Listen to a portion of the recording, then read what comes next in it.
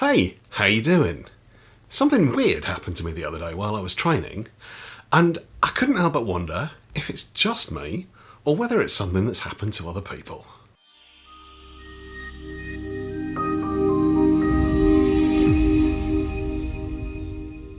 It was a pretty standard training session. It's a 2-hour Jiu Jitsu session. We do an hour of warm-up techniques and drilling, some positional stuff, semi-controlled, got specific goals in mind, that kind of thing. And then we do an hour of rolling. We do, if we can, 10 6-minute rounds. It doesn't always work out that way. If I'm being honest, I rarely make it through 10 full rounds. But even if I can't actually roll, I try to maybe do some light drills or something, get somebody to teach me something that they like, that kind of thing. So, it's a pretty intense session, and by the end of it, you're pretty wiped out, but you feel good, and you generally come away having done something that you can feel proud of. I was rolling with Matt, who is black belt, 1 stripe. He's bloody good. He's incredibly strong, and he could utterly take me apart if he wanted to. He does this thing when I roll with him where if I give him something obvious, he'll take it just to kind of teach me a lesson. And if I'm trying to get something, then either he'll just shut it down, or sometimes he'll give me enough that if I get the technique spot on, or if I really push, or I explode into it, I'll get it. It's very much uneven sparring, and I want to get him on the channel and have a chat to him about it, because I think it's a really interesting approach that he has. I've rolled with quite a lot of higher grades, people who are much, much better than me, and often they just destroy you, and that's fine. And you can come away from that having learned stuff, that's fine. I don't mind it so much, but it's not as much fun for me as the way he approaches it. But anyway, yeah. It was a gi session, need to add that in. No gi, much, much comfier, much happier. I perform at a much higher level when I'm not wearing a gi. People slide off me, and that doesn't happen in a gi. People just hold on to me, and I end up falling over, and everything goes black and sparkly. But I'm definitely improving. My top pressure's getting better and better, and I'm able to get to the top better and better. I'm not quite so focused on starting from top. I'm quite happy to pull guard, or to try to sit in someone else's guard and see if I can pass, rather than just try and slam them. So I was rolling with Matt. I'm just trying to, I can't remember the exact position. I think we'd started off in his guard, and I'd gone to pass. Maybe, I think I was trying to get to mount, something like that, and he got me in a kind of headlock type position.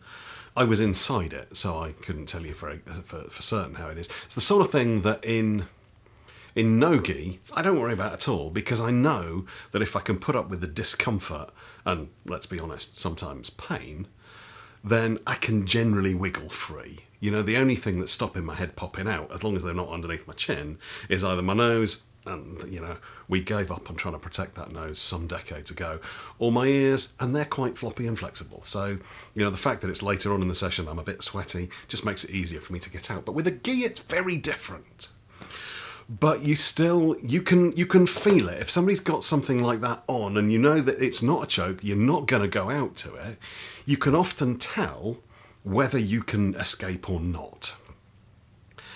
And I could feel really quite clearly that I was going to get out of this. It was going to involve me giving up a bit of my dignity and put me through a bit of pain, but I knew that I could get out of this if I stuck with it.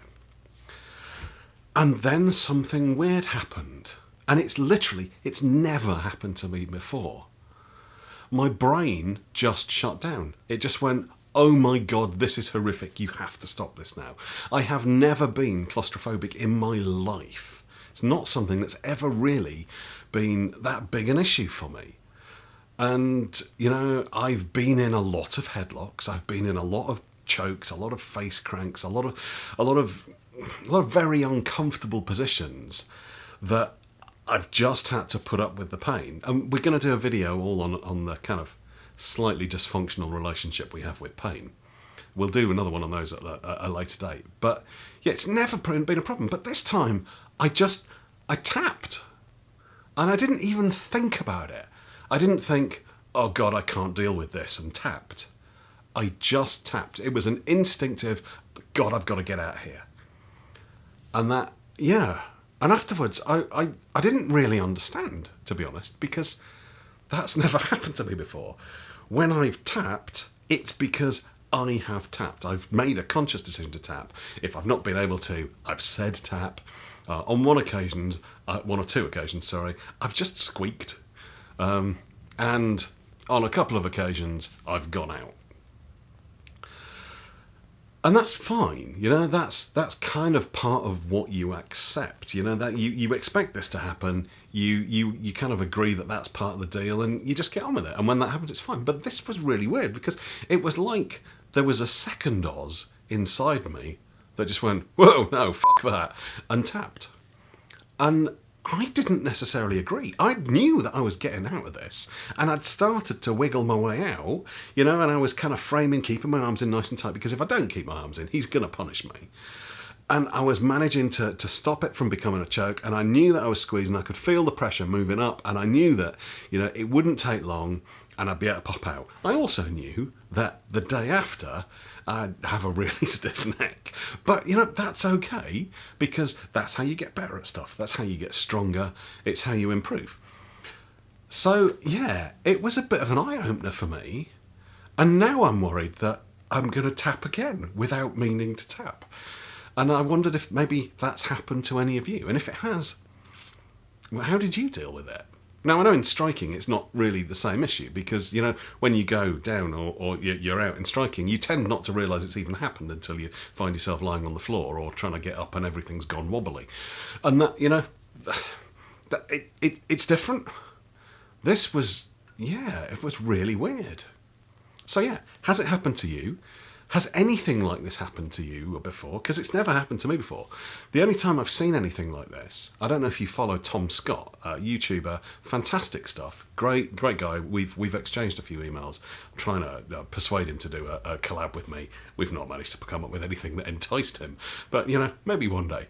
But he did a video on his Tom Scott Extra channel where he went caving, and his brain basically shut down when he tried to go through really cold water underground. And at the time you just think, well, that's a bit weird, and you don't really think anything of it. But when it happens to you, it's like, that's really weird, because logically I knew I didn't have to tap, but I did. So yeah, stick something in the comments, let me know what you think, and yeah, I'll see you soon. Fight team!